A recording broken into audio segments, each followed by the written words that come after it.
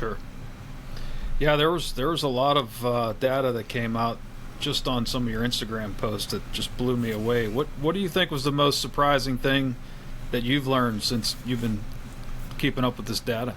It's fun to do those Instagram posts, and it's fun to to get into to run it through R, to look at the data sheets through Excel, and to see how fast the birds move. That's the thing that's really blown me away. Me too. We've had some birds. We had a shoveler banded by one of our partner organizations in Mexico, Tierra de Aves. Manuel Grossolet is their president and has become a good friend of mine, who is as renowned a bird bander in North America as there is. He holds a master bander permit in Mexico, Canada, and the United States, which is quite an accomplishment. He banded a northern shoveler a couple years ago.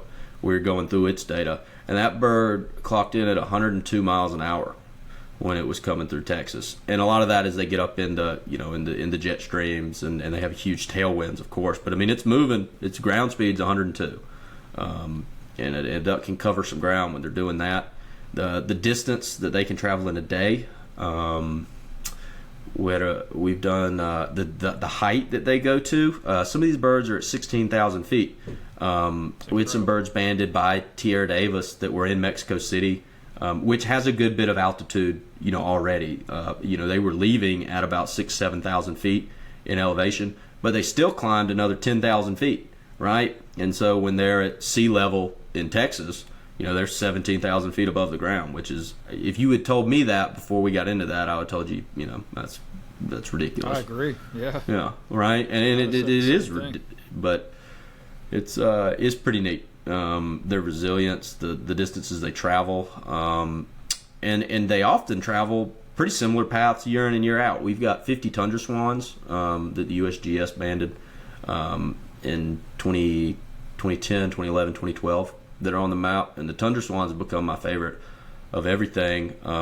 We had a tundra swan, or there's a tundra swan on the map that traveled 30,000 miles over 3 years, and it traveled from Alaska to the Outer Banks, and it went the same way basically for 3 straight years. Jeez. It's just, they're incredible, and how they do it is a mystery, but it's fascinating. Sure. What's the longest amount of data you've gotten? How many years? Well, the geese, and keep in mind we're pretty early on in this thing. The first year we spent just fumbling around trying to figure out how to build the back end for the website in a way where you could present data, where your ducks couldn't be trophy hunted, where I would not just crash it every time I got excited. So that took a while. But the geese, some of the geese that other organizations have tagged will outlive the trackers. Okay. I mean, they'll live. These trackers, the neck collars have a lifespan of about 4 or 5 years, and some of the geese will outlive that. The swans will outlive the collars too. The ducks, about the longest that we've seen from a duck is 3 seasons, 3 years. And some of that could be, your backpack, your tracker failing, but about 3 years. And if you look at the guys like Cohen, who's out of Tennessee Tech, the Cohen Lab, and Doug Osborne, they do a good job on Instagram too of sharing a lot of this data. I haven't seen anything from them, or I haven't seen many, if any, ducks that they have that have done more than 3 seasons. So it's about your limit. And bigger ducks handle the backpacks a little better as well. Like, it's easier for a mallard to have a backpack than a teal. Use different size ones, of course, Sure. but it's just a little easier for the bigger birds. Yeah, it's amazing, the technology every year. Everything gets smaller and lighter. And It's to crazy. be able to put that on a light bird, it's already fairly light to begin with. That's impressive. It is, and the standard that you try and keep below is 3% of a bird's body weight. So to put a 10 gram tracker on a teal, the teal needs to weigh 300 grams. And so that's kind of the threshold you're looking for. But yeah, it's crazy the how much better these trackers have gotten since some of this data started being published in the early 2000s. Just the amount of the accuracy of it, having speedometers is the wrong word, but being able to calculate the speed off of these things, the altitude, all that stuff, it's just, it's mine. But soon they'll be you'll be able to strap a camera, I mean literally to a camera, to a goose in flight, and just live stream that, which will be fascinating when that happens. Sure would be. So besides working with teachers and hunters, what else are you guys doing to kind of bring more of the community in to learning about the conservation? Well, the Teacher Crusade's a really big one. We go to a bunch of DU banquets, try and spread the word there. Go on as many podcasts as I can, and then we spread the word through social media.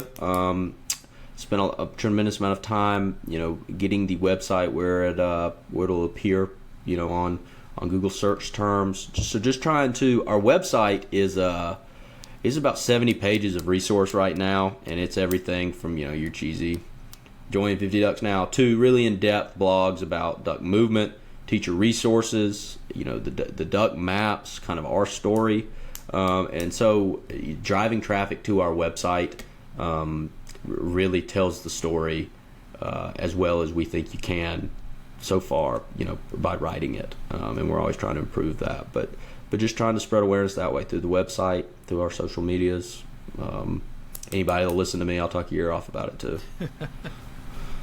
So if somebody comes to your website and they decide to subscribe, yes, sir, and help you out that way, what else can they be doing besides writing a check? When they're not on your website, what else can they be doing to help you out or help out the movement with the funding and spreading the word? Yeah, I think spreading the word is the thing. A tremendous amount of the money that we raise goes right back into these studies, goes right back to our partner organizations. We're partnered with a great group up in Canada, Jack Miner. I don't know if you know the story of Jack Miner. Those guys in Kingsville, Ontario. But we have a bunch of partner organizations that we're trying to help get these studies off the ground. And so, subscribing, joining the email list, joining the socials, just telling people about what we're trying to do here. That's great. And then just being an ally in wetlands conservation, predator control, because we have a wetlands problem. Despite all the good work that's being done by places like Ducks and Luna, we're still losing wetlands every year. It's still a net loss every year. And so how do you turn the tide there, right? And that's what we're trying to do. And we think it comes from a place of knowledge, which brings people to care. And so we're just trying to spread a knowledge that ducks are cool, ducks are magical, and it's a lot more than just that, because they affect a lot of people's lives really deeply. And so that's kind of the message we're trying to spread. For sure.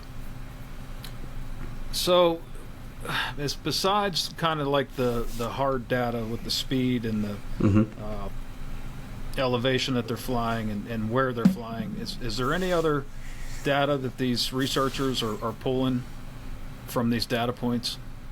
They do. The data that you can get and the stuff these researchers do, I mean, they get to talking about it, and you read some of their published papers, and you got to read the abstract 3 times to even know what you're going to read about. So yes, they can do unbelievable stuff about the ground level ecology and how crop distribution affects migratory patterns. The guys, for example, the guys up in at Jack Miner, they're in the permitting process right now, and Essex County, Ontario, is where Jack Miner is. It's about 60 miles east of Detroit, is where they are. It's the greenhouse farming capital of North America. They got about 5,000 acres of greenhouse farms, and these greenhouse farms emit a tremendous amount of light at night. Kingsville, Ontario emits 3 times as much light as Detroit. Wow. For a city that's about 20th the size, right? So they put off a tremendous amount of light, and they're trying to do a study to see if that light has an effect on migratory bird behaviors. And so they, using R and these different coding languages and the data that you get off these trackers, you can build a bounding box around each of the greenhouses, and you can see how the bird behaves in that area versus not in that area, and make some make some deductions from that. So yeah, you can get a bunch of stuff just from these GPS points that these ducks are doing.